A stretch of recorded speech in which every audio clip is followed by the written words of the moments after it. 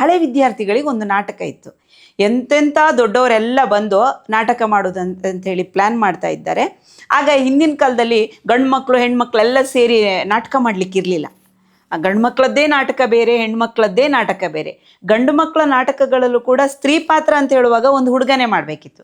ಹೆಣ್ಣು ಮಕ್ಕಳ ನಾಟಕದಲ್ಲಿ ಸಹ ಪುರುಷ ಪಾತ್ರ ಅಂತ ಹೇಳುವಾಗ ಹೆಣ್ಮಕ್ಳೇ ಮಾಡಬೇಕಿತ್ತು. ಇದು ನಮ್ಮ ಪಿ ಟಿ ಮಾಸ್ಟರ್, ಅಂದರೆ ಹೈಸ್ಕೂಲಿದ್ದು ಪಿ ಟಿ ಮಾಸ್ಟ್ರು ಆ ನಾಟಕದ ಡೈರೆಕ್ಷನ್ ಮಾಡ್ತಾಯಿದ್ರು. ಎಲ್ಲ ಪಾತ್ರ ಹಂಚಿಕೆ ಆಯಿತು. ನಾನು ಸಹ ಕೂತ್ಕೊಂಡು ಕಾಯ್ತಿದ್ದೆ, ನನಗಾದರೂ ಒಂದು ಅವಕಾಶ ಸಿಗ್ಬೋದು ಅಂತ. ಆಗ ಒಂದು ಕಲ್ಲಪ್ಪ ಅಂತ ಒಂದು ರೋಲು, ದನ ಕಾಯುವಂಥ ಹುಡುಗ. ಆ ಹುಡುಗನಿಗೆ ಕೂಡ ಒಂದು ಪಟಪಟೆ ಚಡ್ಡಿ, ಒಂದು ಬನಿಯನ್ ಬಿಟ್ಟರೆ ಬೇರೆ ಏನು ಹಾಕ್ಲಿಕ್ಕಿಲ್ಲ. ಆಗ ಎಲ್ಲ ಹೆಣ್ಮಕ್ಳೆಲ್ಲ ಸ್ವಲ್ಪ ದೊಡ್ಡವರವರಿಗೂ ಸಹ ಒಂದು ಮುಜುಗರ ಆಗ್ತಿತ್ತು.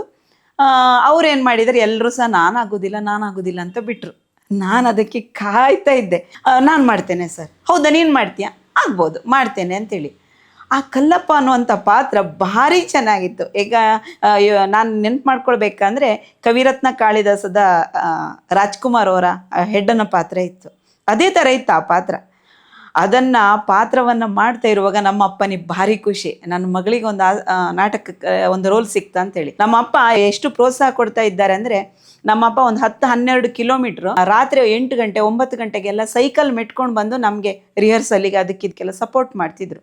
ನಾಟಕ ಪ್ರಾರಂಭ ಆಯಿತು. ನಾಟಕ ಮುಗ್ದ ಮೇಲೆ ಇಡೀ ಊರಿನ ಜನ ಬಂದು ನನಗೊಂದು ಎಪ್ರಿಸಿಯೇಟ್ ಮಾಡಿದ್ದಾರೆ ಅಂತ ಹೇಳಿದರೆ, ಅದಕ್ಕೆಲ್ಲ ಕಾರಣಕರ್ತರು ನಮ್ಮ P T master Varadendra Rao.